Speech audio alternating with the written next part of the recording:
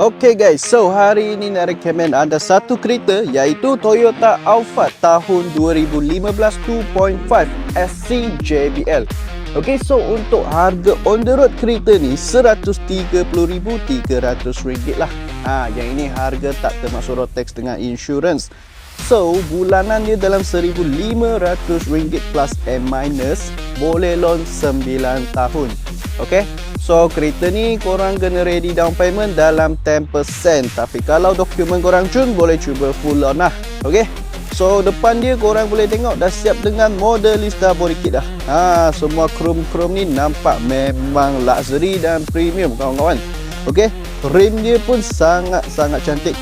Alright, so kita tengok dalaman dia. Dalaman dia tak perlu cakap lebih lah, memang nampak sangat high class kawan-kawan.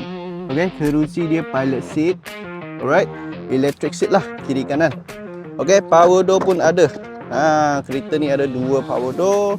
Seat belakang pilot seat guys, memang sangat-sangat cantik. Okay, dan yang paling penting dia nampak luxury. Okay, tengok seat belakang boleh muat dua orang dewasa, memang tak ada masalah. Kalau korang nak bagi family korang duduk selesa untuk jalan jauh, boleh cuba ambil yang inilah. Okay, tapi yang biasa beli kereta ni punya semua tauke besar. Alright, so tengok driver seat dia. So kereta ni ada keyless entry lah. Okay, driver seat tengok steering dia ni multifunction steering lah. Okay, dah siap balut cantik punya.